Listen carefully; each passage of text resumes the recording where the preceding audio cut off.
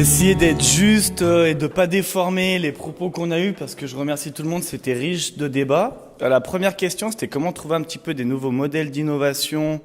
Ce que tu disais, c'était quoi exactement le modèle Business fertile. business fertile, d'autres modèles de business fertile, un petit peu autre que ce qu'on connaît pour le moment.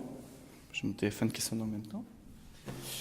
Et moi, j'ai proposé comment financer l'Open Innovation en rapport avec le projet Open Geneva qu'on a organisé l'année dernière, enfin troisième édition l'année dernière, qui a vraiment pris forme et qui aura lieu au mois d'avril 2018.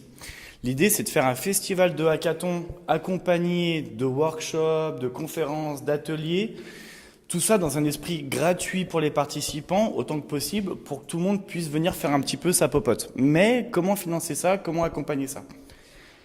Et là commence la discussion. En gros, le retour des gens, tout le monde connaît un peu pas bien la thématique, c'est que ça reste des choses assez éphémères, assez early stage. Il y a quelque chose qui se passe, c'est sympa, mais ça tombe derrière, c'est un peu amateur, ça répond à une demande, parce qu'il y a quand même des gens qui font et c'est bien, mais on a du mal à pérenniser tout ça, on a du mal à monter des budgets, on a du mal à faire un truc plus solide. Je dirais que d'un autre côté, il y a des organismes professionnels, il y a des choses financières accompagnées à l'innovation par le canton, par l'OPI, par tout plein de leviers à l'innovation qui, eux, coûtent assez cher et qui ont plus de résultats et qui sont payés pour ça. Donc il y a le modèle gratuit un petit peu trop léger, en tout cas on n'arrive pas à trouver, puis le modèle où là on accompagne une start-up, on va même lever des fonds, tout ça. Il y a d'autres leviers comme tout ce qui tourne autour des startups, il y a d'autres leviers comme les lifts, il y a plein de leviers à ce niveau-là. Dans tout ça, il y a aussi les tiers-lieux, ou les espaces de coworking, des espaces de rencontre qui matérialisent cette rencontre entre tous les acteurs. Et ce que je retiens de notre discussion, pour pas non plus aller trop loin, c'est que ces lieux-là peuvent peut-être mieux matérialiser le lien entre toute cette soupe originelle pour accompagner plus loin le projet. Et que du coup, le côté fédérateur, innovation facile, easy du hackathon et de tout ce qu'on peut y mettre, peut peut-être mieux se pérenniser si jamais il a accroché à un lieu, accroché dans la durée avec des dates, accroché à une dynamique, accroché à une histoire, accroché à un projet concret, à quelque chose. Voilà, donc entre le hackathon entre copains ou très tech ou voilà tel qu'on le connaît, et puis les mécanismes au milieu, il y a peut-être un processus, une fenêtre de tir pour créer quelque chose de nouveau. Enfin, nouveau, en tout cas de reformuler une façon de faire. Et sur Open Geneva, peut-être que ça peut être l'occasion de tester. On essaie de voir comment avoir du budget pour aller là-dedans. Dans l'idée aussi que le coût d'un équivalent plein temps d'un professeur, finalement, si ça permet de faire 50 hackathons en même temps et toucher 2000 personnes qui se forment autour de tout ça, ça apporterait quelque chose. Ça amène aussi le sujet de l'intention. Pourquoi on fait ça? C'est pas dans l'intérêt privé d'une entreprise, ça serait plus dans l'intérêt général. Et dans le cadre de l'intérêt général, ça a fait peut-être sens de structurer ce nouveau modèle d'innovation lié autour de l'innovation. Voilà. Est-ce que j'ai résumé correctement? Est-ce qu'il y a des apports en plus? Si tu veux un nouveau business model, il faudra un nouveau format. Ouais, c'est ce que j'allais rajouter. Ouais, c'est la première chose que tu as dit, Antoine, tout à l'heure.